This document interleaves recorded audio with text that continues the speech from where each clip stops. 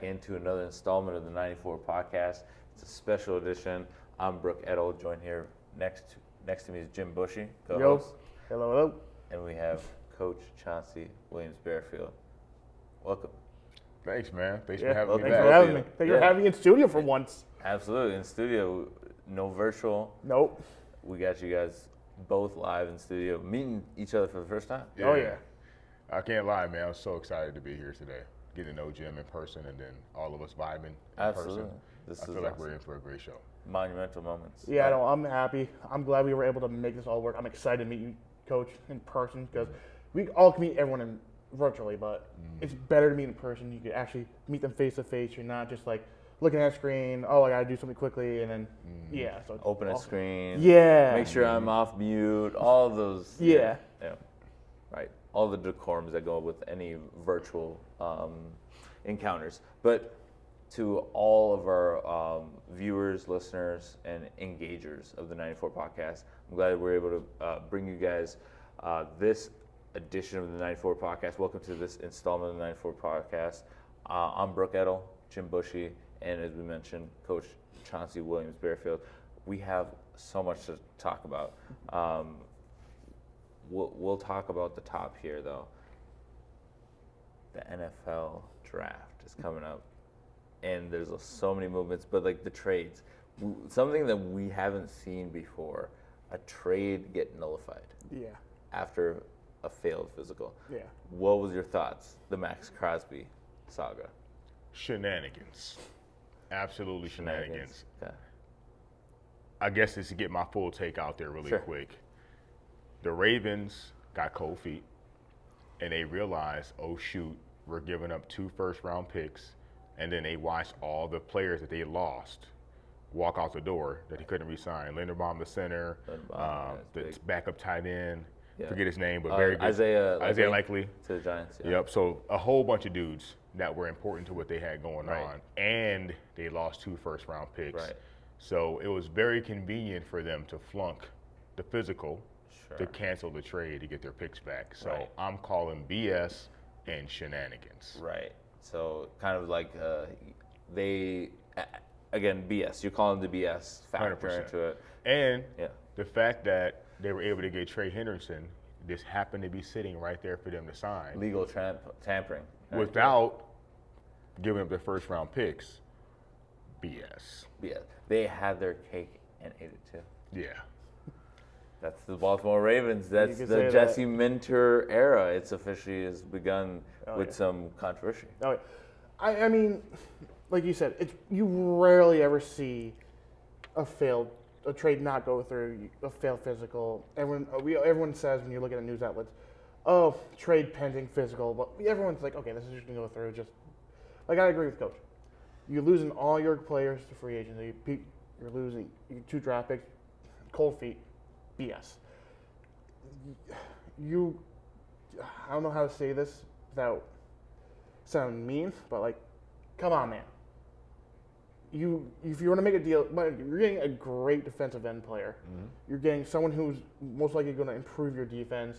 That's one less thing you're going to have to worry about. Yeah, you have the stacked defense. There's more than one person who can run the defense, but it's still a monumental player who can shift the game no matter what. He's a player that you know is going to go out there. He's going to get in the mind of the quarterback, mind of the offensive line, and you're going to give up 2 first rounds. Oh, boo-hoo. We lost our backup tight end. Oh, boo-hoo. We lost our center. Boo-hoo. Oh, we can get our 2 rounds back? BS. Come on, man. If you want top talent, you've got to give up top prospects or top draft picks for it. Here's the other thing about it. Right. Max Crosby was coming off of a knee surgery. This was not a secret. No. This is clear. So he got shut down at the end of last season. Correct. Yeah. So for them to fail him on a physical, when he came in their building on crutches because he had knee surgery recently. What were you expecting him to do? Do the 3-cone drill? Run a 40? Right. Squat? Right. So it's do the strongman, right? he failed the physical as soon as he got off the plane because he has one knee. Yeah. Because the other one just got surgically repaired. Exactly. So that's why it's BS. You know he just got off a knee surgery. Sure. You have access to his medical records. You've seen the scans before he got there. So then when you meet him in person and you get to see him in person and a couple of days go by and you lose what you lost in free agency, very convenient that you chose to flunk a man on his physical that has one knee that just got surgically repaired. Right. They could have passed them. Easily, because they know he has to rehab anyway. Right. So But, it's kind of a moot point. Like, yeah, clearly you just had a surgery. You can't pass the physical because you had surgery. Right. But you got whatever, 6 months, 8 months until we start the season for you to be ready to play. We're going to take that risk that you're going to rehab and do what you're supposed to do. But again, it's a meniscus tear. That's Yeah. fair. Right. The turnaround on that, whatever, is 5-6 months, right on schedule for training camp to play week 1. They must have took a look at that meniscus tear and said maybe they shaved a little bit more than we expected. This is the images because they're able to get access to the medical records of the player because it is the physical overall physical test that they have to go through, and I think the Baltimore Ravens at this point, I feel like they were just like, all right, we have the 14th pick overall, and we covet that. We don't want to give that up, and also for next year. For 2027, they don't know how this season will go, especially with an aging Lamar Jackson, I believe in his 29th year. 29 year age year, and he's won 2 MVPs. You could also say like he was up and running for the 3rd MVP in the last 2 years, but you know that the window right now for the Baltimore Ravens is closing if they're not able to win with Lamar Jackson and also continue to add to the defense. And I think that was kind of like the de facto where they just realized, all right, Max Crosby might not be that it factor because they know that they built with the Ray Lewis, the Terrell Suggs. A lot of these defenses was, hey, they're going to make you one-dimensional. They're going to pin down, and then they're going to pass rush. Once they are able to stop the rush, they're going to just pass, like basically just suffocate your offensive line. And then they realize, why are we going after damaged goods when we don't need to? And it is a pure case of just buyer's regret, but then in real time they were able to back out. I mean, there's a lot of gray area. There's a lot of gray area with this BS move. shenanigans in there. But that's it essentially. But what would you have? Would you rather have someone who's already established himself in the league, someone who already is known for what he's doing? He's a superstar in his own. He's not one of the best defensive players in the league. Or do you want to risk drafting someone who can be a bust at pick 14? And about next year, who knows? You take Max Crosby, you go to the playoffs, you're not having a top 15 pick. You're having a late round pick. So are they really trying to win now? Or are you just trying to save face and trying to retool? Because if I'm a fan of the Ravens, and I know that we're getting a good player, one who can help us on defense, who can help us win games when it comes down to the last 2-minute drive, and we're on defense, and we have the opportunity to get someone to help do that, that just signals to me that we're going to be retooling in the next 2-3 years, because everyone knows Lamar's aging, everyone's aging year in year out, but to take away the experience, plus he could be a good teacher for the next up and coming generation. So you could use your late round picks on a defensive player. He could teach them to be better. He could teach them to be good. He could show them the way and how they could get a jump on their quarterback, how they can read and everything. So I don't know. To me, that signals we're probably going to be retooling in the next 2 or 3 years, maybe even a full rebuild. Yeah, I think personally, For I think Baltimore? that Okay. their window closed last year. Yeah. I think the window closed last year with all the internal turmoil that was going on with Lamar. Is he really hurt? Is he just choosing not to play? Is he holding out for a new contract in season? Then all of a sudden he was so hurt he couldn't play. The next week he looks like Superman again. Was it real? Him and John Harbaugh, beefing, apparently a lot worse than what we knew about. They had all that talent. They had a great coaching staff. They bring in a first-year head coach, offensive coordinator, and Sean Mannion, who nobody expected to be a coordinator jumps up from being like a offensive analyst or whatever to now he's offensive coordinator for Lamar Jackson and the Ravens with all that expectation. I just don't see it. I hate to see it. Hate to say it. I'm a big fan of Lamar. I love Derrick Henry. Everything that they do on offense has been great the last several years. I think they missed it. And I think Lamar, like a lot of quarterbacks, gets a lot of passes for the role that he played in it. Yeah, he was injured for a good portion of this last season. And Was he injured? Yeah, that's another thing. That's the thing. Now again, he could have been. it could have been. But was it as bad as he was letting on? There's a lot of, in the whole aftermath of the season and Harbaugh getting fired, a lot of I stories. mean, they missed the playoffs. He did play in the final game. Yeah. It came down to the kick. Tyler Luke, misses that game-winning field goal at the end where there was a drive. I mean, like Lamar Jackson did his part. That's what you ask for your franchise quarterback, to at least give you a chance to win this game. And you lose that game, you're bounced out of the playoffs immediately. So it's sudden death in that case. Yeah. You're going up against Pittsburgh in this division. You got Cincinnati and Cleveland.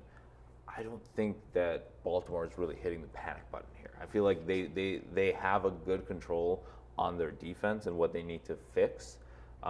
And a lot of things is situational football. I think they just are not a savvy football team in those situations. I like the move that they were able to keep Mark Andrews. I think that was huge. Big loss in losing Isaiah Likely in depth because of injuries. And obviously this has been a common occurrence with the Ravens is you're missing a lot of their stars throughout the season. And I think John Harbaugh used that tactic and just was able to, really poach Isaiah Likely off the roster. Yeah. And he also did that with Frank Ricard. So that's a huge win for the New York Giants. I didn't put that together. Yeah. That was very savvy by Coach Harbaugh. Yeah, very savvy. He got Isaiah Likely and he got Ricard. That was great. So you got the run game. You got the run blocking. Absolutely. Oh, yeah. You got the 1-2 punch there with what they're able to do. And also, we don't know who the New York Giants will draft. I mean, if Jeremiah Love ends up with Big Blue, that could be dangerous. That could be dangerous, but that's forecasting. Forecasting. Like if Jeremiah Love went to the Giants, I'd be scared because now they have a two-headed dragon at running back. Right. You got Scatterboo and you have Love.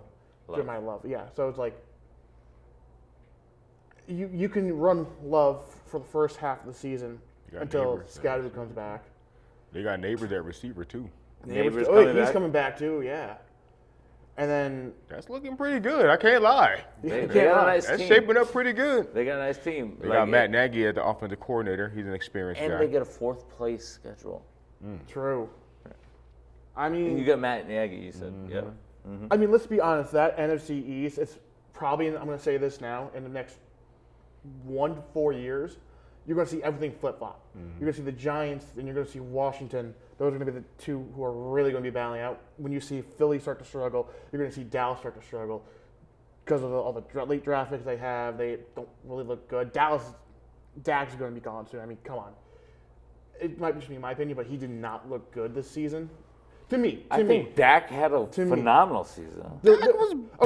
Again, he won a lot of people fantasy leagues. Okay, again, you also have to give me grace here. I can't watch these games at work. Okay. So I can only go on for what I see online. Okay. In the few games I can watch on the Mondays or Thursdays. Okay. And I'm not a big Dak supporter. From what I saw, I wasn't like he played when he played Green Bay. He got a lot. But I'll just be real. When I see the numbers, yeah, numbers are one thing. Yeah. I'm going off for what I can see. So I don't care if it's a hot take. I don't care. Come at me. Take me on. Come on. I got the jersey. The lights are bright. Lights are bright. But no, from what I was able to watch, he didn't look that good. But he's also still getting up in age. He has Pickens that they got from. They've re-signed Pickens. They got Pickens. Yep. Pickens. So he's getting up in age. CeeDee Lamb. They're all getting up in age. I think next 1 to 3 years they're going to start tapering off Javonte even Williams more. they re-signed.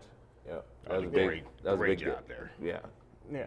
great fit in their offense. Yeah. So that's just my opinion. I think 1 to 3 years, you're going to see everything flip flop. You're going to have the Giants who are going to take all these young prospects. They're going to run through the NFC East. Maybe Washington will definitely put up a fight. Dallas can put up a fight. Philly, I think they're going to start tapering off unless they make some blockbuster trades. But that's from what I can see. I can't be like, I sat down every game and watched every minute of Dak playing and be like, that's why he stinks. I have to go in for what I see.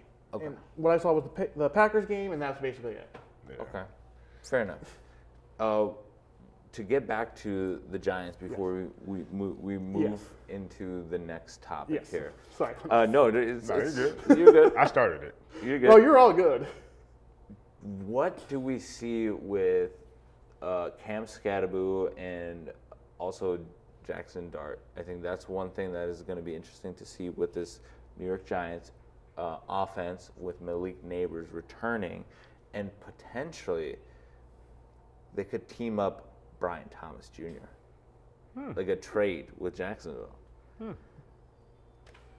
There could be some movement there because I feel like Brian Thomas Jr. might be looking for a fresh start. Yeah. I mean, it's simple. You have so many threats there now. If they get him, you have Neighbors. You have they can all do their own thing, and then you have Dart who just will take a hit to make a play. So it's like, I kind of want to say it's kind of. Does he kind of give you like a hockey vibe? It gives me a hockey vibe, but it gives me a early Lamar Jackson vibe, where he has all these options he can do. Plus, he's not afraid to take a hit. Sure. Plus, he's not afraid to throw the body around. He's not afraid to do something. For some reason, that's the vibe that scenario is giving me. Sure. But he's got to protect himself because he knows that he's the quarterback and he's not going to help He's not going to help the team on the sideline. No. Right. No, but that's just. He wants to be tough. Like him and Scatterboo are just like the Bash Brothers and the Mighty Ducks. Sure. They just want to go at each other. Right. They want contact. Yeah. Yeah, they want contact. Yeah. So that's the vibe I'm getting. It's funny you say it like that. That's I a was good going way. to say they remind me of two meatheads Yeah. from college who are just the frat boys drinking, partying, going out on Sunday. Wrecking havoc. Yeah. Yeah. But the challenge with that is with your quarterback, you need him to be more mature and cerebral. Yeah. And Jackson Dart does not give me that vibe to the point where he had 3 concussions last season. A lot of injuries. And after, think about it. This is the NFL, so the doctors, the trainers, the coaches, your head coach, everybody's talking to you about, hey kid, there's a franchise, you can't be getting hit unnecessarily. After 3 of them, after the third one in a press conference, he says, I'm not changing how I play. He had 3 fumbles and 1 loss. Right. He's not changing the way he So plays. for me, as a coach and a fan, that gives me a lot of concern. Absolutely. That this kid is resistant to coaching, number 1. 2, he plays a reckless brand of ball. 3, he's putting himself in harm's way, which risks the team and the franchise. Obviously, the quarterback's the most important position. So I'm not a fan. Scatterboo, I love Scatterboo, but he literally broke his lower leg and dislocated everything. I don't know if he's going to be back early next year. If not, maybe even at all. I don't know what his return to. Sure, his timetable. Right. So if they don't get him back next year, maybe the year after or late in the season or something. He's still questionable. Yeah. He's still questionable for all that. Medical, man. That's medical miracle they can pull these days because that dude, everything you can do wrong down there, he pretty much did it all in one move. He tore it all. Yeah, he broke one of the bones, whatever. It was a shin huge bones. explosion, Yeah. shin bone. Yeah, Right. fractured that and It was grotesque. tore everything. Yeah. Yeah. So if they get him back with Jackson Dart, with Neighbors, that's formidable for sure. Isaiah Likely at tight end to add to that. If they were to bring in another receiver, that'd be great because Neighbors was getting double and triple covered all last season. That's why he was so pissed off about not getting targets. Right. I can't throw to you when you got 3 guys on you. Yeah. So if they get somebody to balance the field and also having a threat at tight end, like you said, next few years they can really build something. That defense is already super good. They arguably have the best D-line in the league already up front on the defensive side. So I can see them being really good. I just don't love the quarterback, and I'm concerned about the the timetable for Scatterboo to come back. Yeah. If they were able to get Jeremiah Love, no, that would be something. That'd be something. Because now you got Thunder Thunder and and Lightning. Lightning. Yeah. And you've seen in the league, with the exception of like the Niners with McCaffrey, everybody kind of had a two-headed monster approach. Even Seattle before Charbonneau got hurt or whatever. Right. Yeah. So You get everybody K9 kind of in has a him. little Right. bit of a mixture, keeping guys fresh and Right. especially one guy's Long more run. of a Right. receiving back or whatever. Sure. So if they could have that, hey man, they might be on to something. Absolutely, especially Yeah.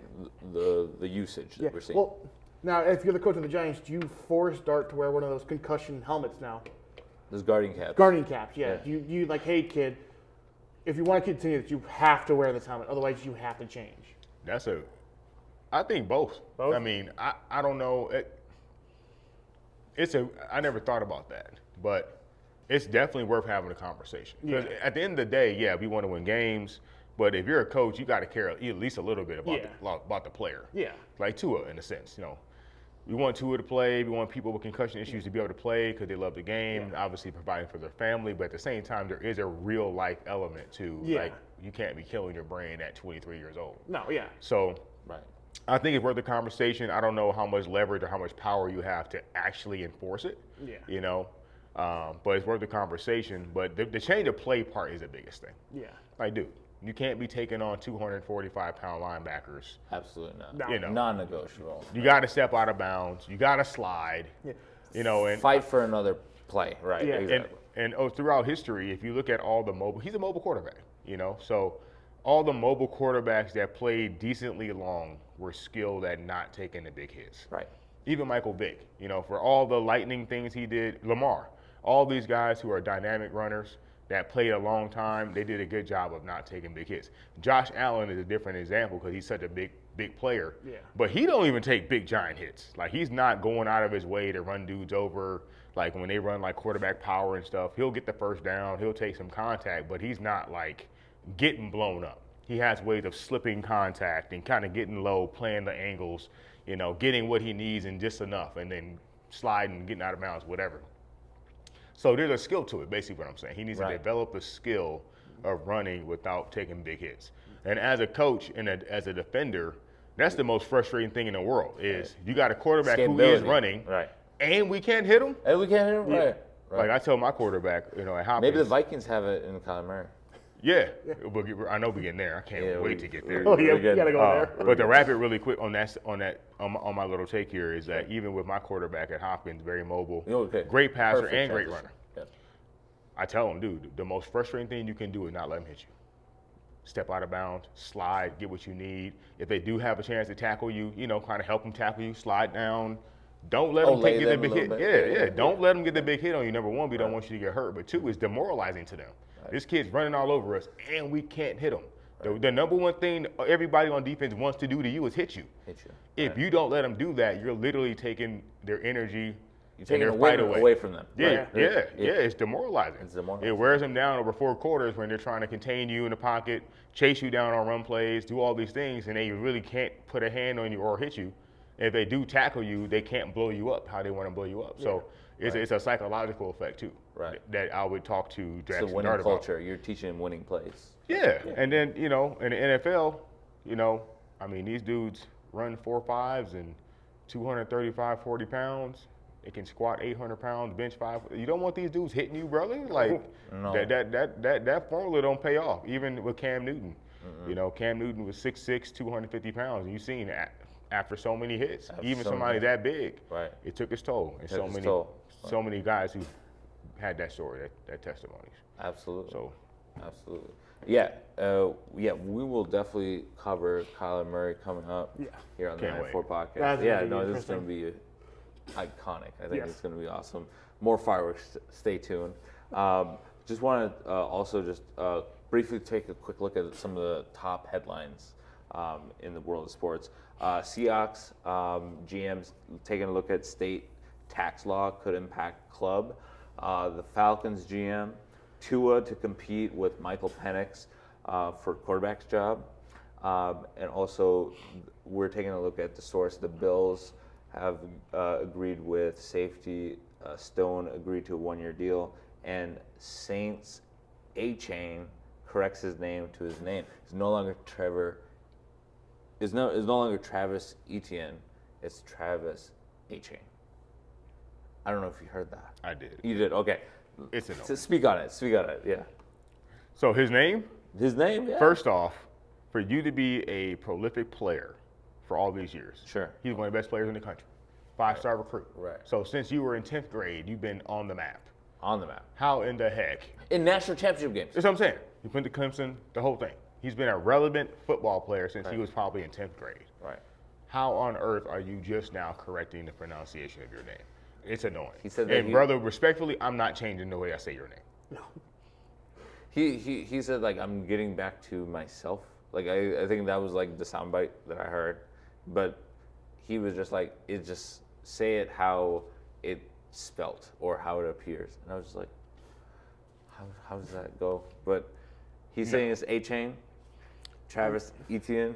No. I think Jim. No, I'm not doing it. No, and coming from someone who's been who did the play-by-play, different sport, but same thing, I've been corrected by family members. Now, if you're being recruited in 10th grade in the national, and all the broadcasters are doing something, and you are now correcting people, it's like you missed the chance to do it. Like, everyone's going to call you about what they're calling you now. They're not going to be like, okay, yeah, totally. No. Etienne, I don't care how you want to say your name. I don't care at all. This is what you are to me. It's like Stanton, he was what, Mike Stout or no Mike? Giancarlo Stanton. He was originally Mike something. Oh, okay, Mike. But I think Giancarlo Stanton. Giancarlo Stanton. He was Yeah. originally someone else. He changed his name. Yeah, Mike now. No, it was Mike to Giancarlo. Giancarlo. Yeah. Yeah, he changed his name. I didn't even know that. That's crazy. Yeah. And When he was with Miami Marlins. yeah, it was with Miami. Yeah. And I think because he's been playing long enough, where he changed it, and he's there longer now, and he wasn't like the big star we think of him now. Sure. He Right. changed it before he hit 500. So like, okay, we understand, but He had the big contract at the time. Yeah. yeah, so it's like, He was the big name in baseball at the Yeah. time. Yeah, So he was a went big from slugger. Mike to Giancarlo. yeah. Yeah, he went from Giancarlo to Mike. Giancarlo. He was originally named Mike. He Mike. changed it to Giancarlo. Oh yeah, exactly. He was Yeah. Mike Stanton, then he went to Giancarlo. Yeah, After he went to Miami, and it was kind of like a rebrand. Kind of. Felt like- yeah. it was. I feel like in that case, you don't love who you are. Yeah, Like, why are you changing your own name? yeah. That's where we find ourselves right now with that same Love- Travis love yourself, Etienne. man. Yeah. Be A-Chain proud of who you debate. are. Yeah, right. Own yourself. Own your identity. Own your brand. Yes. Right, and that starts from the beginning. And I feel like, how do you go into like game prep, game film, like, and programs are saying your name, like, at some point you just be like, all right, that's not who I am. Yeah. If I'm getting paid Right. to call the game he's in, I'm going to call him A-Chan or whatever. A-Chan. But me being a human being and a little old guy from Minnesota, you ETN, fam. ATN. Yeah. Okay, right. Because you went through all of those professional settings. You had the opportunity to change, Yeah. like you both mentioned. And at some point, he played in a professional game against Devin A-Chain, who has the same Right. pronunciation. Yeah. That would have been the moment, right? At any moment to be like, that's how you say my name. Yeah. But never once to the Jaguars media until he signs with the New Orleans Saints, which he's a New Orleans native, so it's like he's going back home now. So this is kind of interesting for him because he says that it means something special for him to go back to New Orleans because it's a huge thing for him to go back I get and that. give back Yeah. to Louisiana. I get that. Yeah. Playing for your hometown team. Yeah. But again, we'll talk about Kyler Murray and also the emotional, voyage of the Minnesota Vikings. Stay tuned to the 94 podcast. Much coming up. ATN debates are up.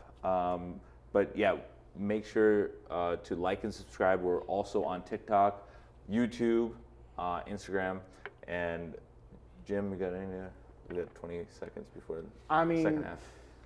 I mean, USA, USA, USA. I don't know if you watched it last night. World-based WBC, USA versus Canada. I don't know if we're going to talk about it later. Yeah, But we can talk about 3-0 against Canada. 3-0. We beat them in their own sport twice, and we have one more time to beat them tomorrow night. All right, stay tuned here on the 94 podcast.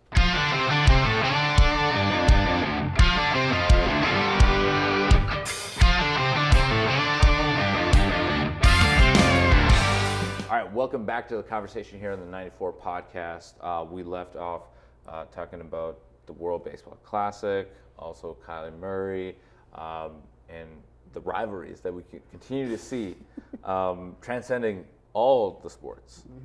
And it doesn't stop at the ice rink. It moves to the diamond. Team USA, they were able to take care of business, moving on past Team Canada.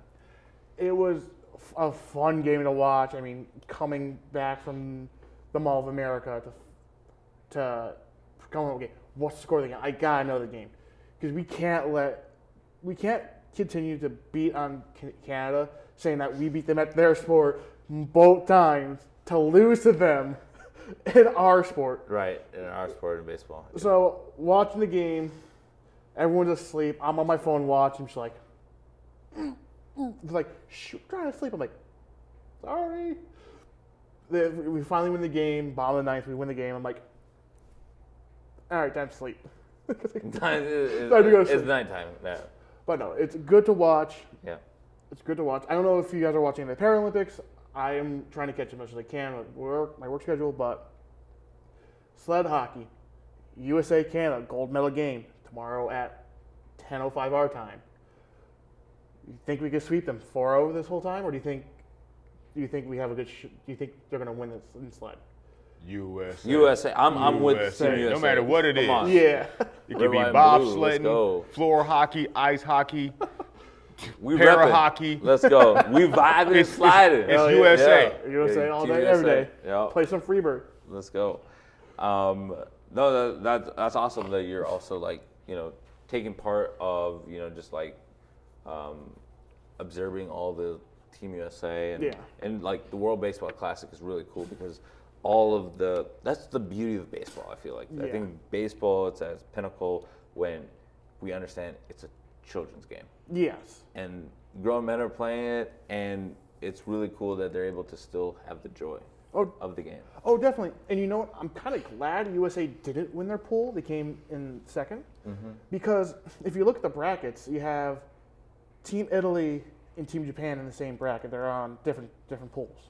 They all went undefeated. Right? They all went undefeated, so they're on one side of the bracket. And the Dominican Republic, right? Dominican Republic's on the other side of the bracket. They all went undefeated, right? Yeah. 4-0. Yep. So they won their pools. If USA would have won, it would have set up possibly would have set up a US Japan game for the semifinals. Okay. But last World Baseball Classic, it was USA Japan. I think it was kind of a blessing in disguise because they can run. I mean, don't get me wrong, they're playing Dominican Republic tomorrow night. Yeah. It's going to be It's going down. It's going to be a great game. It's going to be a great game to watch, right? So, if we get through them, I think Japan has a good chance coming out of that division. But Team Italy, my goodness, they just surprised the hell out of me. Coming through, they beat Team USA. They came out swinging. They came out demolishing everyone else in group play. I'm speechless. Like them and Canada were like the two biggest surprises for me out of the whole thing. Team Italy and Team Canada? Yeah. Yeah. Because you're not used to hearing them playing baseball. I think the That's first very game true. that we dropped to them, I think we were overlooking them. Yeah. I think so too. Yeah. They were looking ahead to playing Japan and Otani, and they Right. were like, Italy. Yeah. Mark DeRosa has to be like counting his blessings because he looked like a complete ass. Like he thought that they had advanced Yeah. already when it was still in question. Yeah. Because they still needed Team Mexico to lose to Italy. Yeah, because To they weren't advance. guaranteed to. They weren't guaranteed to win. I think it was like it needed to be like a high-scoring game for them to advance to the finals, and they needed the run differentials to be like 6-5 before that flipped over to like both Mexico and Italy and USA to get in.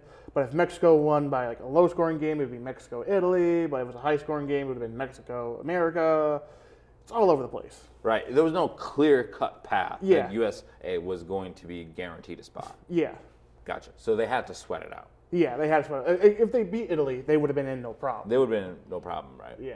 All right, but then Canada did us a favor by winning their game, right? Which got us in, or was it Italy that did Italy. that? Italy did Yeah, it. because Italy Canada was in took a care different of pool. Mexico. Yeah. Okay. Yeah, I know we had to cross our fingers and get some Right. help. Yeah. Oh, Absolutely. I was like, all right. I was talking to my girl. I was at my girlfriend's house. I'm like, listen, you can continue to go to sleep. I'm gonna go downstairs because this is an important game. I think I had to go to work the next night, so I'm like, listen, I'm gonna go downstairs and watch the game. I'll get as much sleep as I can, go to work, but yeah, I'll see you in like 3 hours because it was. Mm-hmm. Yep. Yeah. But did you guys hear about the Czech pitcher? He's the guy who struck out Shohei Ohtani in the last Classic. He's an He's engineer. He's a full-time electrical Engineer, yeah. and he throws like 83. He doesn't throw much. He's a full-time electric engineer, and he struck out Ohtani. He played his final ever World Baseball Classic. Standing ovation from everyone in Japan. Oh, yeah. Wow, that's respect. That's just right. Yeah. Ever since he struck out Ohtani, he's been like a celebrity there. Yeah. Especially he's only throwing in the 80s. Yeah. Now he's throwing 102 and just heating them up. All right. That's skill. Yeah. Sliders and curves and all kinds Right. of foolishness. He's giving them the work. Hell, in their last game, he was the pitcher, and he was holding the Team Japan to no runs, like 1 hit, no runs. Unfortunately, in the World Baseball Classic, he can only throw 65 pitches. He was a lot. Yeah, that's Yeah. his allotment. Yeah, there's a pinch count. in Dang. this, but I mean, it's the World Baseball Classic, Different rules. different rules. Yeah. But yeah, congrats to him on a great career, even though it's just in the World Baseball Classic. Dude was soaking in. I caught the end of that game. Dude was soaking in, and he got a standing ovation from everyone in Japan. So congratulations to him. My goodness. Absolutely. Congratulations to him on the career, and also just like that's a cool moment. Yeah. Striking out Ohtani, and then also have the reverence of the Japanese crowd. That's Yeah. really cool. Puerto Rico and Venezuela. As we take a look at the other teams that are still active, we also got Italy and Japan. They're going to be in action later today. It's Pie Day, everybody. Here in the 94 podcast, Pie Day. Who will get the pie in the face? Will it be Puerto Rico or Italy? I gotta go Italy. They've surprised me this whole time. Like Italy looks so good. So I'm gonna go upset Italy. Okay, you're going Italy. Okay.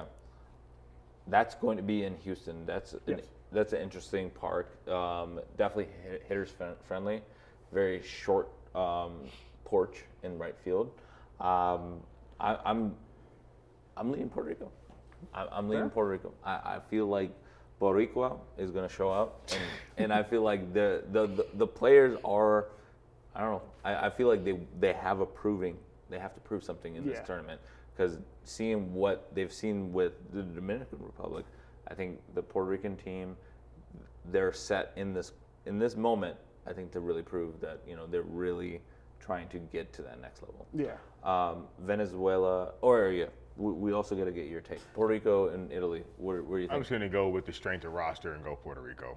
I mean, when you're decidedly more talented, it takes a lot of things to go wrong / against you for a lesser talented team to beat you. I'm just going to go with the better talented team. I got you. Can't argue with that. It's all your opinion, but hey, talent can take you so far. If you're running a hot streak like Italy is, I gotta go with the hot hand. I gotta go Italy. That's why I chose them. I mean, I'm part Italian, so I have to take Italian Mambo. Yeah. That's cool. Yeah, but no, I think just the way they've been playing, they've come out strong against a tough U.S. team, a tough Mexican team, tough everyone else in pool. Mexico team. Right. Yeah.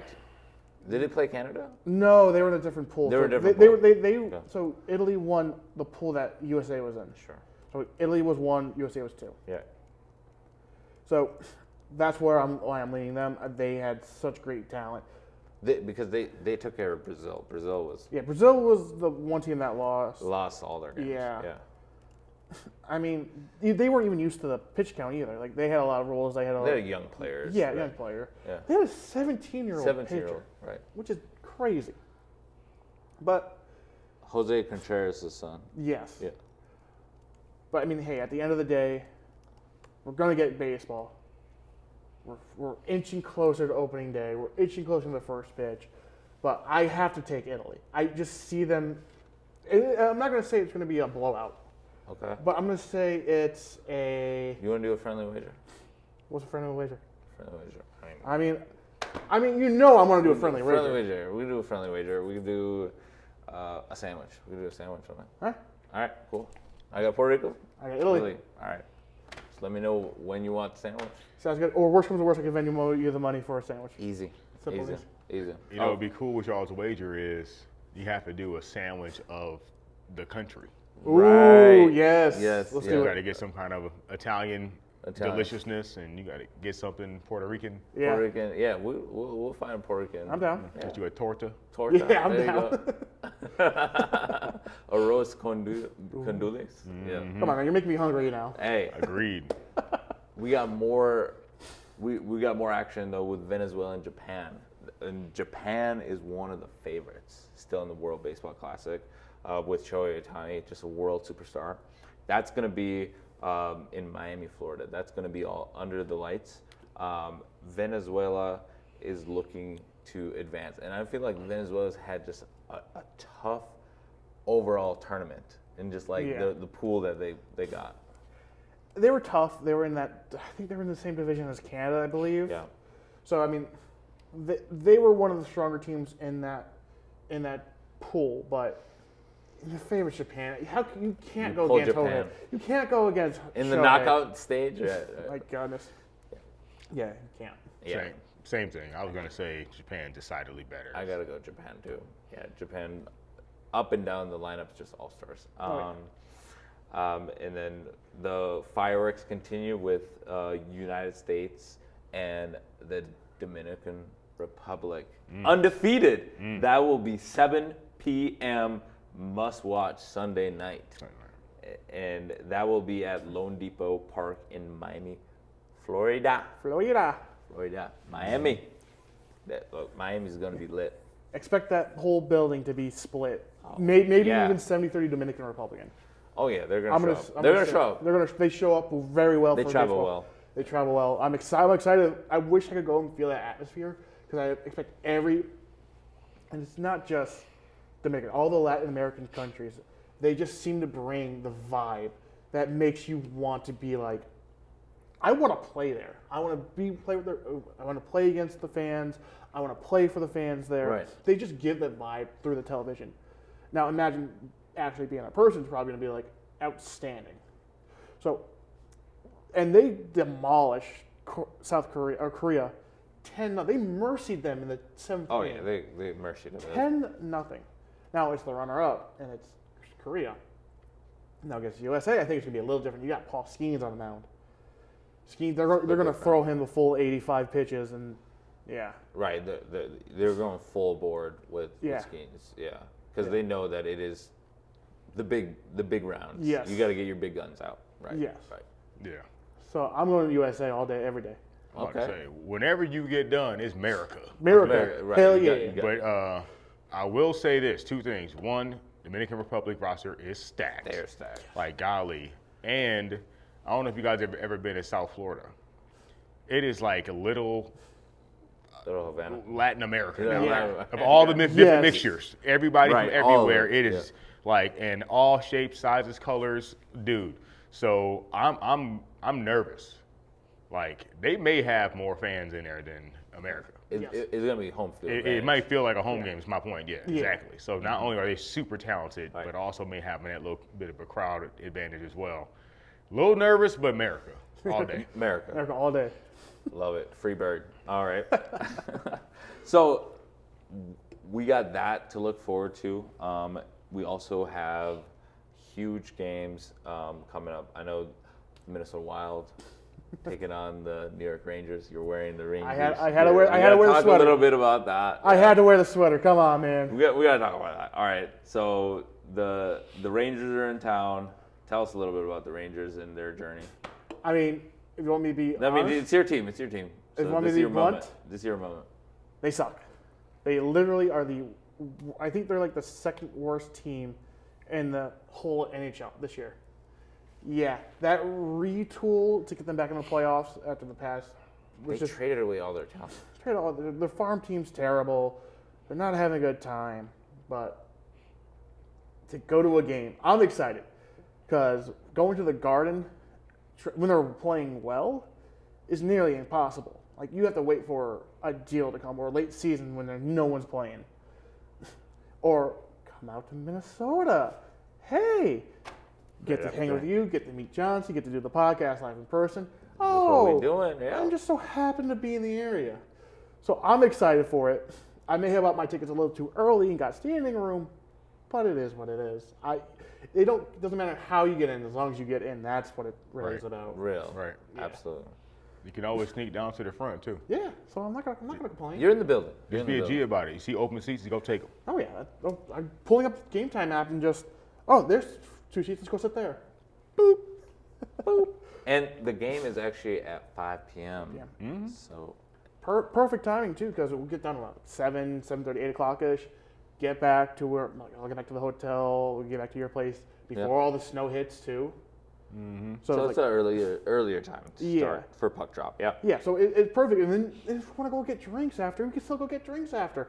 It's not like it's a weekday game at 7 o'clock. It's 10:30. I gotta go to bed because I gotta get up go to work at 12 in like 8 hours. Mm-hmm. So you about to turn up. But Yep. you're on vacation A mode. vacation, basically, yes. I got you. My goodness, I was at work. I'm like counting down the hours. I'm like, 72 more hours, 71 more hours till we go to Minnesota. Come on, the time needs to keep ticking. And then Coming over to God's country. that's awesome. Oh yeah, That's awesome. yeah, All right. I'm glad that you're here, and then we're gonna check out the Rangers Wild in person. yes. Looking forward to that. The Wild. Go Rangers. All right. Good luck. Good If they luck. weren't playing the Rangers, I'd be choosing. We can do Friendly wager? a friendly wager. I'm We down. do like a shirt. I'm do down. like a shirt. All right. So I'll get you a Quinn, like what, like A Quinn- Quinn it doesn't Hughes matter. or something, and then I'll rock a Rangers shirt. I always Yeah. say this: the Wild has one of the best logos in the league. I will say that. I just love how it looks. Sure. So much detail in it. So I don't care as long as it's not Pittsburgh. I don't care. Okay. Cool. So we agree on that. We're like Yes. next podcast. Yes. Winner rocking their shirt. I'll buy the shirt here in Minnesota too. Okay. I like the wagers. Yeah. Got to keep them coming. Keep Hell them yeah. coming. All right. So that is going to be exciting. I'm really excited to watch Quinn Hughes in person. Brock Faber and Kirill the Thrill Kaprizov, one of the electrifying players in the sport currently. The Minnesota Wild, they hold a record of 38-16. Current home record of 19-7-8. So you know that Treasure Island, that it is really XL energy. I call it the Yeah, X. it's XL. Forever. Yeah, forever. I'm not going to the call it X. Grand Casino or Never. whatever. Yeah. It's XL Energy Center. TI No, Casino. No, it's- No. It's the XL. X. It's XL Energy Center. XL Energy Center. Right. For life. Same It's like thing Staples with Center. Staples Center. Staples Center. Yeah. Same thing with like Speedway. Yeah. Same thing with Camp Snoopy. Right. Yeah. It's Right. not Nickelodeon Universe. I'm never calling it that. Right. It's Camp Snoopy. Yes. Snoopy. It's Super America. Super America. SA. Yep. Not Speedway. Not Speedway. Oh yeah. These are the Sorry, facts. I'm an old man. These are the Get off facts. my lawn. You're all good. Ain't Get off my changing. lawn. Right. Is it really get off your lawn if we agree with you? Say again? Who's on this jersey? Zabita. Zibanejad. And he's the 93. He's not 94. Close. Zibanejad. He's very Close. close. Very close. Close. Okay. That'd have been dope. Oh yeah. Oh, So yeah. he's the captain. Uh, Is he the current captain? Or he's the assistant? I think it might be an assistant. Okay, who's the assistant? Yeah. All right, but what do you think of, this is a cool thing that happened with the Minnesota Wild, maybe like a storyline that we can follow. Nick Foligno joined Marcus Foligno. Ooh. He was the captain of the Chicago Blackhawks, and he joined the Minnesota Wild. And he called his brother, and he said, I'll see you in a few hours. How cool is that? That's cool. Like growing up, they probably played a lot of games together, and now to play it on the biggest stage in the world, and you got to do it with your brother. Right. That's awesome. And it's really special for them because their late mother, who Yeah. passed from cancer, it's cool that Yeah. they get to play together. It's funny how things come together when things like that happen. So it's going to be. I think they're going to enjoy the rest of the season. While they're definitely making the playoffs, they're going to push for the cup. I hope they make the cup because I think this generation of the Minnesota team hasn't gone to the Stanley Cup Finals yet. No, I never made an appearance. I don't. Yeah, so like this new generation of the Wild is This is probably their best team. shot. Yeah. Yeah, best team assembled. Yes. Clear cut. Yeah. Yes. That's good to know. Yeah. I don't know if you know this, Coach, but the Dallas Stars, they used to be the Minnesota North Stars. So they moved down to so that The Dallas Fort Worth. to Fort Worth. Which hell they Norm have Green, right? Norm Green. Norm Green. Yeah. Like hell, they have a great team too. But it's there's 19 plus games left in both the NBA and NHL. We're coming to the best time of the year. Yeah. Playoffs. Yeah. Exactly, playoffs. Yeah. Like and right now, like it's the greatest time because you got March Madness coming up. We're both UConn Huskies fans, so we got that. And a lot of commonalities there. So there's a game that we're gonna pay attention to while at the Wild Rangers game. I don't know. Have you been watching any of the, I guess, the NBA a little bit? Have you paid attention that Austin Reeves and Luka Doncic are the first time two Laker players have scored 50 points? Yep. In the same season. Yeah. Interesting. So, and it's crazy that Austin Reeves is also undrafted. He's probably one of the most untalented, undrafted guys in the last, I would say, like, handful of years. I mean, obviously Naz Reid is out there, but there's still levels to it. Like, he's not at the level of Austin Reeves where he's like a max level and contending to be a top two player in a championship contending team in the Lakers. And knowing that the Lakers are able to really use Luka to amplify the talents of Austin Reeves is kind of cool because you're seeing that Austin Reeves really works on his entire game. And that's one thing that I got to give credit where credit's due, when these players actually work on their game. And I think it's with the ball dribbling and also decision making. I think he does a really good job of setting his teammates up. And I think that's what gets Austin Reeves the first look. Whenever you see LeBron with the ball or you see Luka with the ball, first look is Austin Reeves because they know that he's either going to make a quick cut or he's going to make the play that's going to get it to a quick bucket. He's going to be a playmaker on offense. And I think that has what has changed the Lakers, and they're playing kind of a smaller lineup. And we're seeing them kind of go through their second half resurgence. We'll see about the Minnesota Timberwolves because they're kind of sliding because they're playing OKC on Sunday, and that's going to be a big test. Yes. And I think I know they survived the test against Golden State, but that's without Steph Curry. That was kind of like an open book test. You're supposed to pass that. About that. You're supposed to pass that. I tuned in expecting to see Steph and Draymond. No, Steph or I Draymond. was like, You're like, all right, turn this off. that frustrates me for 2 seconds. As a competitor, I'm like, if I'm Steph and Draymond, that game I'm playing. That was a playoff. Matchup last year, right? You all have history. You got Ant-Man and the Wolves coming in. I'm playing. Yep. I To can the sit, crib? Yeah, I can sit against some other scrub team, but we got to match up with them. Right. That's right. just me. Who am I? Is Steph hurt? I heard he was hurt. That's why he hasn't been playing. Yes, Steph's been out for a while. Okay. Right. He's been he's been hurt. Yeah. Okay, and Draymond, is he hurt or is it just load management BS? It might be load management with him. I'm thinking it's low, man. Getting ready for the I haven't playoff heard push. too much about his injury. No. I am not going to go on. I could go on a huge rant to last the rest of this podcast about load management. I'm not going to. Same. That's why I'm like. Okay. That's why I just summed it up by saying I would play. I would Yeah. play. That's all I gotta say. I would play. That's the thing though about the NBA. It's clear cut that they are trying to fix that, and they've done a really good job with cutting down on like the tanking. We saw Bam Adebayo go for 83 points. Lord. That was, But that is crazy. yeah. I know we were talking and texting about that. The Wizards coaching staff, they should be all getting updates on their resumes because how do you let that happen? How do you go one-on-one with Bam Adebayo with a bunch of 19, 20-year-olds? They failed them. Like, they put them in the record books. Yeah. They should be arrested.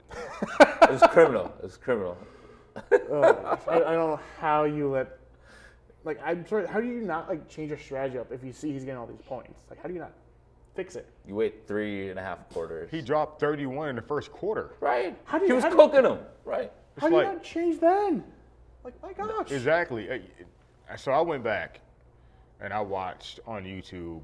NBA actually put together a 15-minute like montage of all his points. Sure. And you watch it. It's just he's abusing some kid. Abusing them. It might as well have been me out there trying to guard him. You got Bam Adebayo. You made him Just look like outworking Kobe. you. Right. Right. I mean, he was doing everything. He was crossing them, driving, dunking, crossing, step back, mid range, 3-pointers like crazy. Like he was going out of his mind because it was like him playing against random dudes at Lifetime. At Lifetime, right. They were playing, exactly, Lifetime LA Fitness defense. And Right. for the most part, they would just let him go one-on-one against whoever. So if you got a guy who's clearly getting hot, and it happens in the NBA, happens. all these guys are skilled. All these are so professionals, my take I'm about to make is not to diss Bam and say he's not a good player. Clearly, he's one of the best top whatever players in the world, right? Top 0.5% of basketball players on the planet, Bam Adebayo is one of. However, he's not a prolific scorer, nor has ever been a prolific scorer. So if you see somebody who's playing outside of their normal self and they're getting extraordinarily hot, as a coach, we got to at least double him. Make somebody else beat us. If you stop him and then the random three or four on the roster is going crazy, okay, cool. But at least we cooled him off and put him back in his normal world. The longer you let him cook, the more confident he's getting. You don't let the fire get bigger. That's what, yeah. Yeah. You might as well put gasoline on it. So if you watch it, like I said, if you go back and find it on YouTube, it's a 15-minute clip, and you can see it. First couple shots, it's like, boop, okay, that was cool. Boop, okay, a little layup. And you can just see his confidence growing. It was like, uh-oh, something's happening here. Tonight's the night, right? All of a sudden, I it was feel like he's got 5 everything's points. flowing, right. Now he's got 10 points. Now he's got 17. In the zone. Shoot, he dropped 31 in the first quarter. He had whatever, 40 at half or some crap. Right. Or 39 or 40, 39, 41 at half. 41 and a half. So he was halfway there at halftime. So Right. what did y'all do at halftime? What did y'all talk about? What was the conversation? at Okay, halftime? one player has scored 40 points in the first half. We ain't gonna do nothing about that. Right. And- we're not drawing And it's something not. new. And here's my point, and I'll be quiet. I know we got other things to talk about. And it's not Luka Doncic, who, when he gets hot, can be the hottest player ever. KD, Steph. Sometimes those prolific scorers, when they're in this nuclear mode, there's nothing you can do to stop them. They're just gonna get theirs. Yeah. This ain't that, bro. This was not Steph Curry. This was not KD. This was even LeBron. These are not guys who are known bucket getters. Just Bam Adebayo. Bam Adebayo is cooking you for 40 in one half. If nothing else happens, we can't let that happen. No. You gotta pull the plug and figure this out. Like That's like, to all respect to Nas Reed. Nas Reed obviously is good three-point shooter. He's good for 10, 15 points a game. If Nas Reed has 40 at half, that's a problem. that's a problem. There's a What's defensive going on? mishap. Yeah. So anyway, long story short, I was offended by it as a Kobe fan and Stan. Okay, time out though. as a Kobe fan, he addressed that he loves Kobe, and he says that Kobe is someone that he idolizes. He's like, he was an idol that I was gonna go for the record, and I know what that man stands for, in Kobe Bryant. I think Kobe Bryant is still that wasn't Kobe's record. I feel like you can look up Kobe Bryant's Wikipedia right now. It's not mentioned in like the first couple sentences that he scored 81 points. Like, it's not his record. It's Wilt's record. And I think it gets lost on a lot of fans. And I'm a Laker fan too, where I feel like it was cool to see Kobe's record get passed. It wasn't though. But go ahead. He did score. He did score the 83. I mean, like, in the record, it's still handing the record. He might have shot more free throws. I know Kobe shot 20 free throws in his 81-point masterpiece against the Raptors. And when you look at what Bam did in this past week against the Wizards, I know that a lot of people are going to be like, it was a man amongst boys. And Eric Spoelstra is like, we're not going to like apologize for that. And that comes back to the Heat culture because they know that this is a big moment for their program, and I feel like they needed this. Like when you think of Miami, they needed this because they haven't won titles in a couple of years. Mm-hmm. Yeah. I think this was as good as a title for a Bam Adebayo because without a doubt, this is going to be his career highlight. Oh, 100%. Yeah. Let me break it down like this. And as a competitor, he should try to go for a record. Yeah. So I'm not saying he did anything wrong. And for the people out there saying like shame in that. Spoelstra and the Heat they should be ashamed of Right. how they did it. No, they shouldn't. Right. No, they shouldn't. No, they should be The blackballed. Wizards should be Right. ashamed of letting them do it. Mm-hmm. Okay, first off, Right. I'm big on individual accomplishments. Like Saquon Barkley, not this year, but the year before. Whatever, he was With like the 70 rushing yards record. for the record. Dog, Go for it. I'm going. And as the coach, go get it. Because there's no guarantee that we're going to make it to the Super Bowl or win the Super Bowl. Absolutely not. Okay, so risking the injury and all that, yes. But this is a once-in-a-lifetime career milestone that if Saquon would have broke it, it's the number one thing he'll be remembered for the rest of his life. He's the all-time single-season rushing record holder. And might have in that game probably went for a career number. Oh, yeah. So going back, so that part of it, the competitor part is, if you don't want me to set a record on you, stop me from doing it. Stop me from it, right? If you don't want me to run the score up, stop me from doing it. If you don't like when I'm dancing in the end zone and whatever, just getting all these theoretical, stereotypical things, Sure. all these things, don't let me get in the end zone. So don't be butthurt about the fact that this is what he did to you. You let him do it to you. Okay. Right.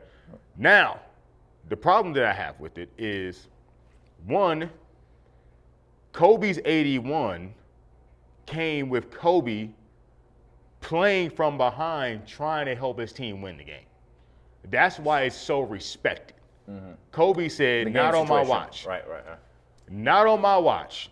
Yeah, this is a mid-season game up in Toronto. Nobody cares. After the Super Bowl. Yeah, It was like in February. nobody's Right. probably even watching this game Sure. because the Lakers weren't even good at the time. The Toronto 2006, Raptors, were, yeah. the Raptors weren't good at the time. Kobe could have easily said, "We in 20 Canada, plus years ago, yeah. hey, I'm gonna drop my 25, 30 points. Hey, Sure. we getting blown out, whatever. Long Whatever, season." right. But that's the thing that makes Kobe special. He said, "Screw all that. If I'm on the court and there's something I can do to help my team win, if it takes 81 points, so be it. And if y'all can't stop me, To exhaustion, he was going to go for it. Right? that's my point." So he was willing his team to stay in the game and to come back and win the game, and he scored 81 points to do it. right. Heroic, all-time, legendary stuff. Go back and watch that game. It's amazing. Oh, yeah. Bam, Bam. who's not a scorer. Not a scorer, no. He's a defensive, like, Yeah, rebound, double-double. yeah, Right, exactly. Right. Yeah. Not a scorer, and his team really manufactured him breaking the record. They're up by 30 points. Fouls, right. Fouling and missing free Missing throws on free throws purpose. on purpose, right. All kind of stuff Right. to get him to break the record. Sure. So that's my issue with it. You It was did, doctor. It was doctor. yes. Yep. And that's kind of the point that a lot of folks like me have is Kobe wasn't doctored. It was him willing his team to win It was in route to 81 points with the goal of trying to win the game. right. Because they were down and he was trying to get them back in the game. Right. That's my Gotcha. 2 cents. I got you. You rest your case there. I see where you're coming from in regards to like the 81 is stronger than the 83 in the sense of where the competitiveness was. Yeah. throughout the Context of it all. game. Context of it. Exactly. I got you. All right, but Yeah. I rest my case. We got other things to talk about. Yeah. Okay. Let's talk about the Minnesota Vikings. Finally. Finally. Yes, Minnesota Vikings. Big news. New quarterback is in town, Kyler Murray. Wait, is it big news or just big? Oh, whoa. Oh. Below the belt already? Do. Great time. Come on. Like, Kyler, you live? You got your mic? You like that? I need to see Kyler in person. No, Kyler. Because as y'all can tell, I'm not the tallest man. I'm 5'9" and 3/4. With shoes on, I'm 5'10". Respect me. Okay.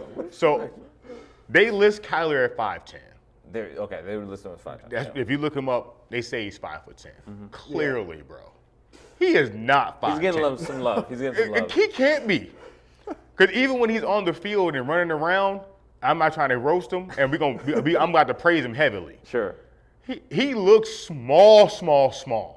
Yeah. Because like Russell Wilson is technically 5'11". Right. And Russell Wilson looked huge compared to Kyler. him. Right. Drew Brees was listed at 6 feet, and everybody knows he's like 5'10". Right. Drew Brees looks big compared Yeah. to Kyler. I'm like, he can't be no 5'10", bro. Right. But that's besides the point. Kyler Murray. Kyler Murray In Minnesota. joins. But I said he's in Minnesota. he's in Minnesota. Minnesota. K1 is in Minnesota with KOC. You also get JJ McCarthy.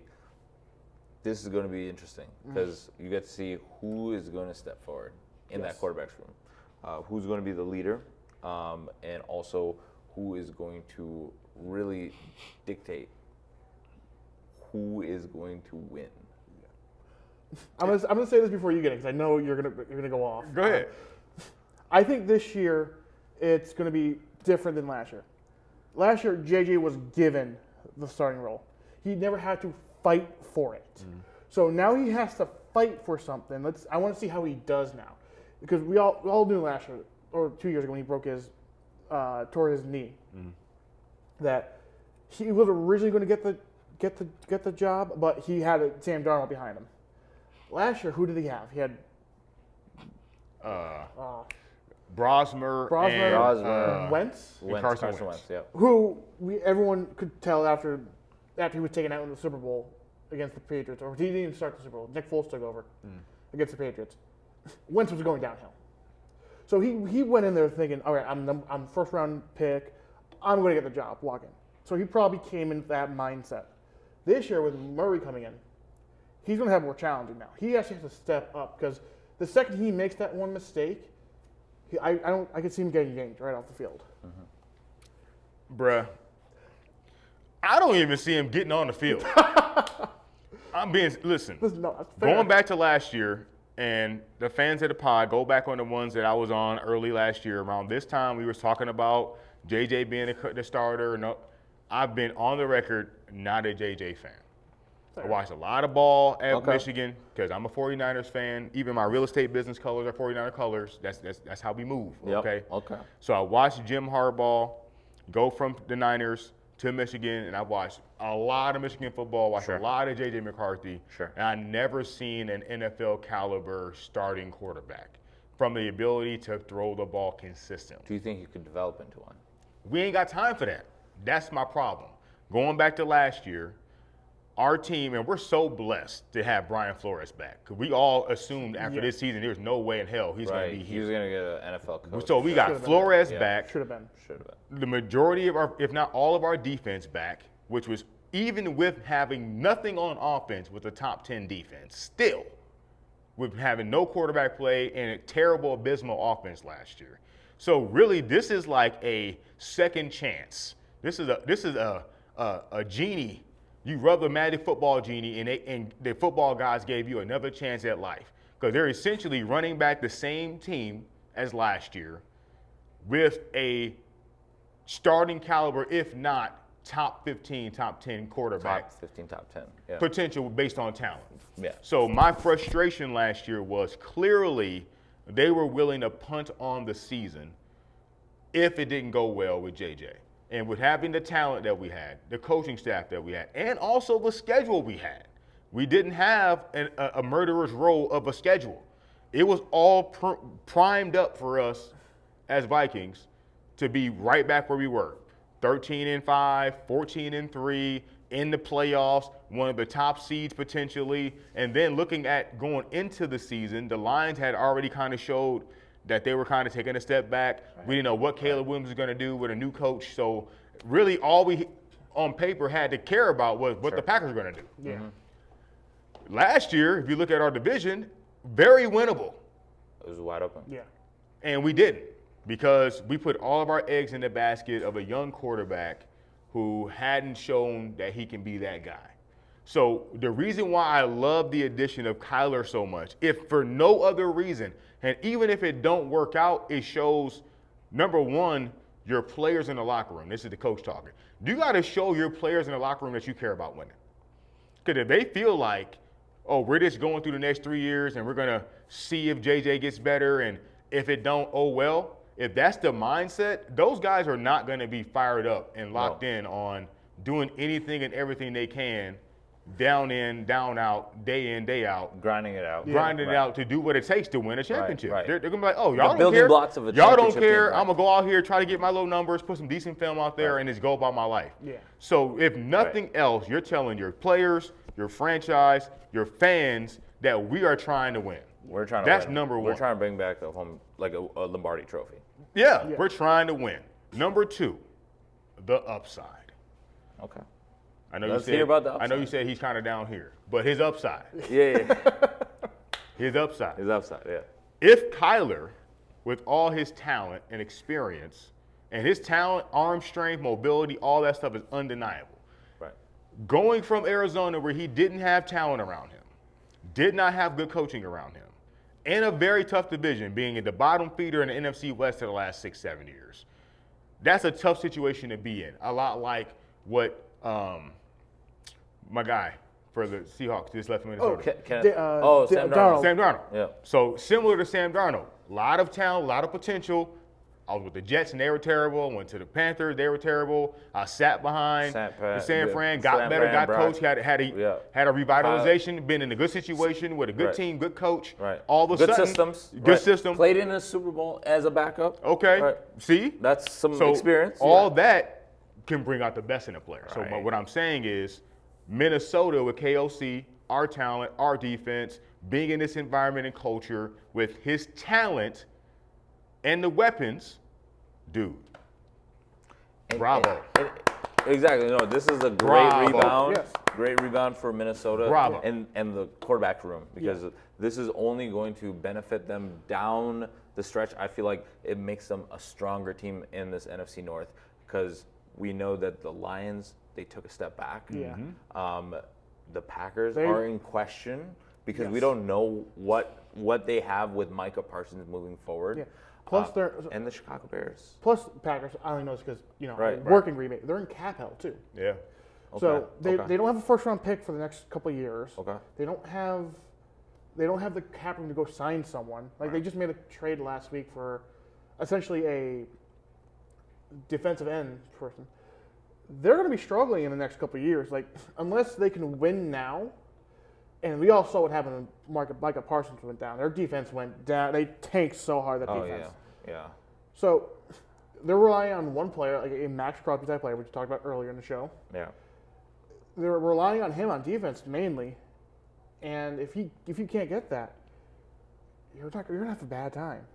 Yeah, they just traded Rashawn Rashawn Gary to the Yeah. Cowboys, Yep. so that's their other pass rusher. So if Micah's not ready early in the season for whatever reason, They're going to be struggling in defense. What's up with Dallas and Green Bay? They keep moving their players back and forth. I guess the owners of Green Bay are really like Dallas. I guess Okay.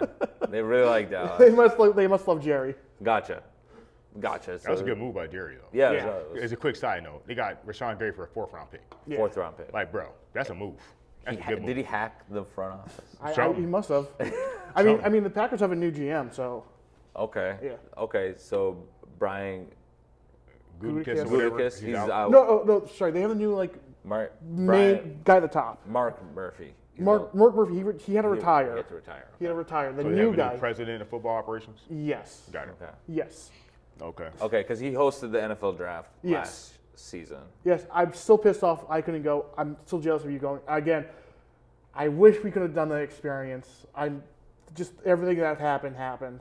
Right. But, Absolutely. Yeah. Yeah. It was. I heard it was fun. Yep. Well, I'll tell you this. I am really looking forward to the NFC North division this Same. year. Yeah. Because, the Packers are well coached. They have a habit of choking in big moments, which had LaFleur on some really hot seat situation. Oh, Right. I know. But he's a Losing good to the coach, Bears though. in the playoffs doesn't help either. That's what I'm saying. And then Right. you got the Bears, who I love. I love what they're doing down there. That running Bears, game. that program is getting only better. Caleb Yes. Williams. With Ben Johnson, Whew, man. that's scary. That's scary. With Caleb Williams, they just traded DJ Moore. Now they get, Roma We gotta pick Dunze. one, Yeah, Luther Burden, Cole. I mean, now it's actually Loveson. Loveland. Yeah. Colson. Yeah, he's going to be a Pro Bowl tight end for the next 10 years. I think the DJ Moore And who's trade out? was great Right. because he was a little bit of a poop in a punch bowl. Right. He was kind of pouting about numbers and Caleb's not getting me the ball. It's like a lot of those undercurrents was happening. What you don't want right now is Caleb to be second guessing himself. Yeah. Right. And forcing the ball to DJ and all that diva wide receiver drama. Go Right. ahead. And he's, Stop appeasing that. yeah, he's 30 Yeah. years old or Yeah, whatever. so those characters. Stop yeah, appeasing those characters. let's It's get win him now. out the building. Let Caleb continue to grow and flourish. Be the and leader. Yep. Be the leader of too. the- That's an absolute great Right, point. Get right. him out the way so Caleb can step forward into that leadership role. Mm-hmm. And then also with Ben Johnson's offense, very similar West Coast stuff. They pride themselves on spreading the ball around. They don't really force the ball to one person in those types of systems. It's play action pass. It's designed to get multiple people involved. Not force the ball 150 times to one player. Right. So get him out the door. That's going to be addition by subtraction. And I like what the Bears are doing. Packers going to be good again. They'll be relevant. Vikings, though. They just Great moves. Bruh. Right. That puts us right back in the top, I don't know. NFC, they can definitely win the division. Oh yeah. So they'll obviously be in the playoffs based on that. But shoot, they can push for the number 1, number 2 seed easily. yeah. I mean, They got inside track, especially with their third place schedule. yes. Because they're going to be up. Here's the main thing. Football, more than any other sport, is complementary. So your defense can only hold off other NFL offenses for so long. Changes how you coach the game, how you play the game, all the things. When you have a legit quarterback on the other side that not only can throw, but also can run, and all the threats that he poses as a mobile quarterback, read option, scrambling off schedule stuff, booting All them out. 5'10" of them. Hey, Yeah. go look at his highlights, man. Go. 5'10", 207. That's what he listed as. Yeah, he's that's what he's listed. listed as. Yeah. That's what he's listed as. I think he might make me feel tall. And that's not an everyday occurrence. He's a 7-year vet. That's what I'm saying. He's had, 70-something starts, 77 starts? As the number 1 overall pick. Yeah, so that's what I'm saying. Inserting him from a talent standpoint is night and day. But also, he's a grizzled vet. He's played in a place where he's used to having to make every single play happen. Right. And he was able to do that a lot. Now he's going to be in an offensive system to where I got JJ on that side. I got Addison over here. I got Aaron Hockenson Jones. right here. I got Aaron Jones right there. Jordan K- Mason. Jordan Mason. Yeah. KOC's calling up KOC. plays with Ty wide-ass open Felton, he's receivers. probably going to do some jet sweeps. I mean, What? Jefferson, he's Yeah. probably going to also get some looks. I can just do a little fake outside zone bootleg and then drop it to a wide open tight end. That's amazing. Wow. I Right. can just throw a wide open Layups. slant to JJ. I can throw a 50-50 ball to him, one-on-one in the red zone. Yeah. Like, what a life, What a life. compared to what he was living the first 7 years of his career. Right. So you put a talented, extremely talented player on a roster with elite coaching and top level offensive talent, bruh. Let him feast. Yeah. And It- to all respect to JJ McCarthy, let him rock on the bench, man. Let him learn, because he'll be able to watch Kyler day in, day out, and see what he's doing as starting quarterback. He'll be in that same spot that a lot of quarterbacks have been. Hey, I'm gonna take a step backwards to make a big step forward. Hopefully, at some point in the next few years, he can all of a sudden be a guy. Right. But right now, it's win now mode for the win players. now, right. Win now mode, and we got Kyler for $1 million or whatever it was, Yeah. Veteran vet minimum, Veteran. and JJ's on the rookie contract. Right. So Arizona's picking up the tab. Yeah. For $99 million. yeah, so all in, put the chips in the middle of the table. Next year or two, go for broke, and then with not paying all that money to the quarterback, I would say try to make some moves. Stack your roster as much as you can over the draft, because right now, first, free agency is pretty much over at this point. Not a lot of Right. it. But Yeah. if you can find a way to make a splash, I would say for like another stud receiver, an elite pass rusher of some sort. Maybe even a shutdown corner because we're gonna need to slow some guys down. There's a lot of good offenses in our division. Do something to continue to stack it, like the Rams. The great example. The Rams are like F them picks. Next 2 or 3 Trent years, McDuffie. yeah, we're pushing all the chips in. We're spending as much They've money as been we doing can. this for a couple of years. Like Yeah. this. Yeah. Look how it's worked out. Right. They're consistently All but one in year the they've ring. been in the NFC Championship game or the damn Super Bowl. It's Right. working. It's working. So, anyway, I could talk all day about that. So some news though. Vikings just waived Zeke Correll So? as a center. So what are the Vikings doing? They need a center at some point. Are Probably they, gonna draft one. Probably draft one, yeah. they'll probably draft one. Yeah. Probably like a second rounder.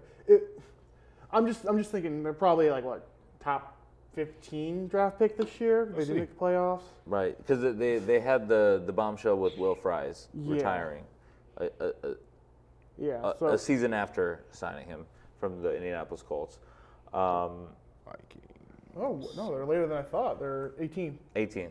Vikings pick 18. 18. I mean, you could take a top. I think if I'm the Vikings coming to this draft, round 1, I'm taking a top offensive lineman.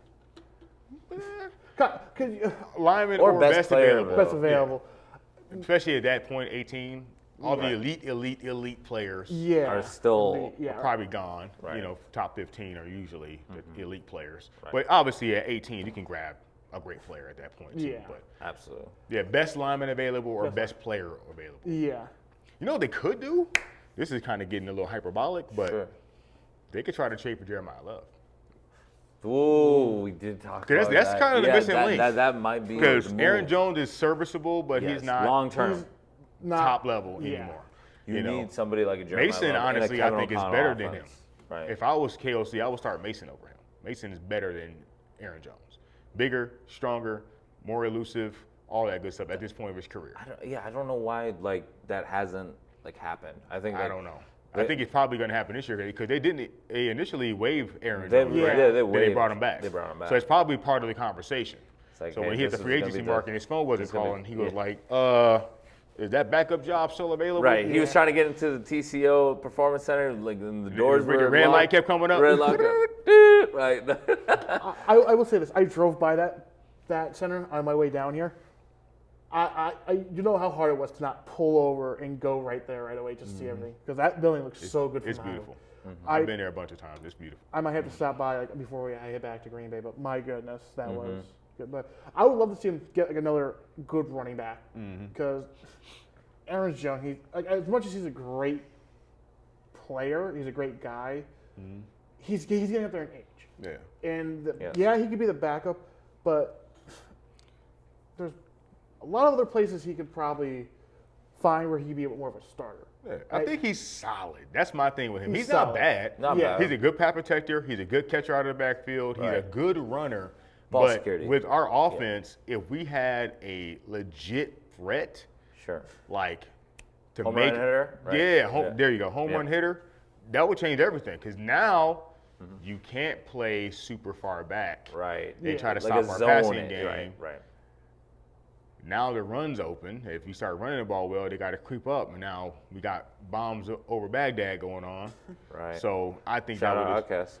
right. And then also this easy offense. Check the ball down to a guy like Jeremiah Love, Right. 5-yard catch. Love down below. Okay. Okay. Okay. I see what you're doing Yeah, there. yeah. I'm still just saying. Yeah. If there was a way, and that's a far way to go. They're Right. projecting him to be like a top 5 pick. So that might be kind of expensive, but you never know. I mean, I'm just looking at the draft on your computer right here. If anything, Jets. So we all know Fernando's going first. Yeah. Like Yeah. they're That's not That's without not a doubt. No questions there. Jets. I don't see them taking a running back. I think they're still going to draft a quarterback to play behind you. Because they're going to draft him to sit him. He's going to learn behind Gino.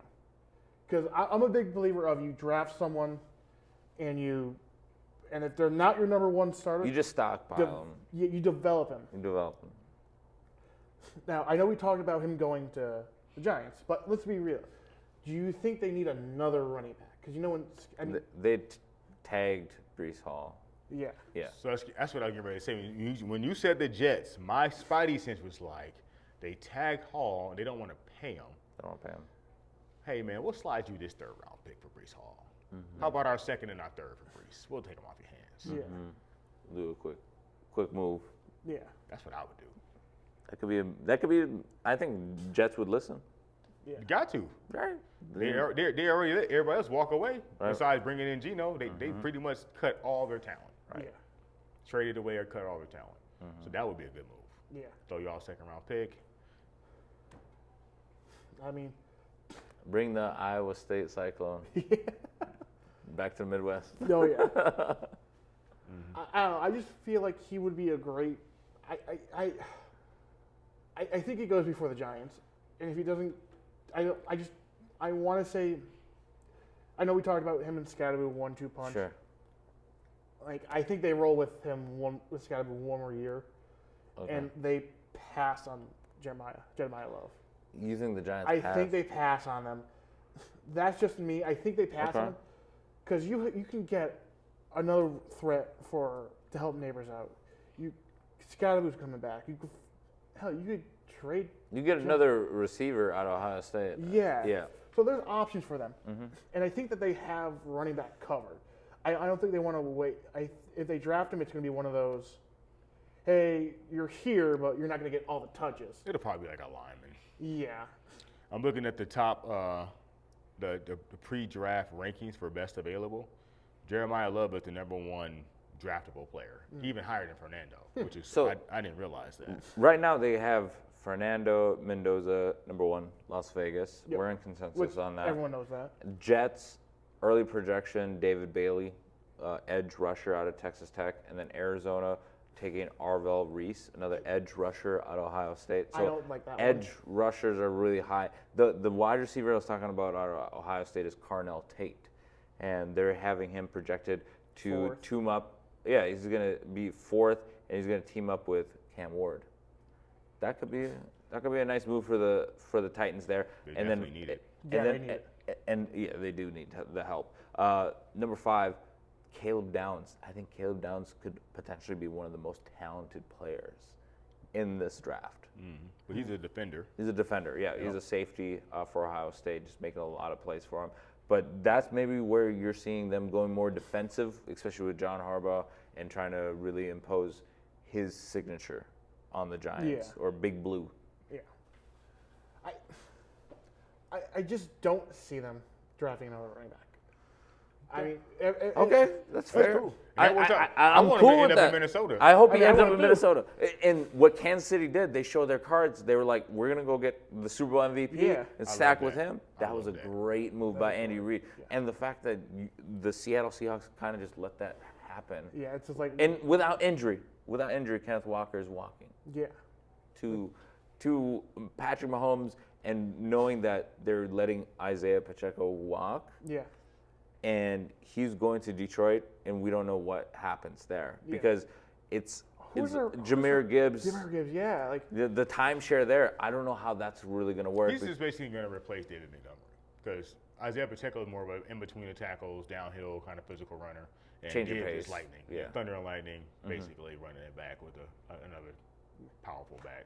But I feel like they did a disservice. Like, I know we're kind of winding down Yeah. here, but like, I think they did a disservice to Jameer Gibbs' excellence by really leaning too heavily on him and not really emphasizing the real strengths of that offense, which was run blocking and really getting Penei Sewell upfield and getting physical with the secondary. And I think that's where I feel like Dan Campbell lost a lot of the games because time possession, and I feel like they were in a lot of games they were chasing the score instead of controlling the score. I think part of that too, though, is defense. That's the complementary. The part. defense too. So it's hard to run yeah. the ball and be physical and dominate the time possession if you lose him. True. That's true. But when you have a player like Jameer Gibbs, I feel like you can control a little bit. He's an eraser, just like all great players are. I think Jameer Gibbs is able to erase a lot of those situations where your defense doesn't need to be on the field as well. Yeah, they were trying to force feed him the ball in every way possible, kind of like McCaffrey in the Niners last year. But You got to stay healthy. you got to stay healthy, and also the score got to help you out. That's true. All right, real quick. I know we're winding down here. Cleveland, they got Monroe, Freeling, and then they got Jeremiah Love landing to Washington Commanders. And then I see New Orleans Saints getting Mekhi Lemon That's a name to look out for. And also Francis Moaga, and then Ruben Bain. I can't believe that Ruben Bain is going to fall this far to 10. But I'm excited to see if the Vikings are able to move up to see if they can get into that Jeremiah Love sweepstakes. Because that conversation I think that would elevate a lot of things, especially for the drive for the NFC North and also just control of the NFC. Because I think that is going to help the overall progression of both Kyler Murray, Justin Jefferson, and any quarterback in this offense. If JJ wins the job, you get a Jeremiah Love that is able to really just be your main producer of that running back. And then you have a goal line option with Jordan Mason. And then at that point, you're kind of fading out with Aaron Jones. Yeah. Aaron Jones probably on a 1-year deal, right? Yeah. In any situation, the more firepower you got, the better. So if you have an opportunity to add a legitimate weapon in the backfield, and that could be here for the next 5, 7, 8 years at an elite level to go along with a Kyler or a JJ for the foreseeable future, I think you do that. Yeah, I would agree with that. And another thing too, Coach, you can kind of also speak on this because you see a lot of young players that like come up together. We see that with Anthony Edwards, Jaden Daniels, Naz Reid. Also, you're seeing that now with Io DeSumo. I think he's integrated really well with the Minnesota Timberwolves in recent trades. Looking at Justin Jefferson, looking at what is the capability of either a Kyler Murray or of a J.J. McCarthy, and knowing that this is a young core, but it is win now. That's a cool thing too, and we're seeing that with the Minnesota Wild. I know we got the Rangers coming up here soon, but I'm really excited to have you guys back in the fold as we get closer and closer. We got Selection Sunday. It's Pie Day, but it's Selection Sunday this weekend. So we get to figure out who's going to be the top seeds in both the men's and women's NCAA tournaments. Just so much goodness going. It's March Madness. Really excited, and St. Patrick's Day is coming up too. Oh yeah. It's a lot of green. It's gonna be good times. Oh yeah. Good times. But thank you again for tuning in to the 94 podcast. This has been a hell of an episode. Absolutely. Well, until next time, we'll see you at the TOP, and we're out. Let's go dancing. No, let's go dancing.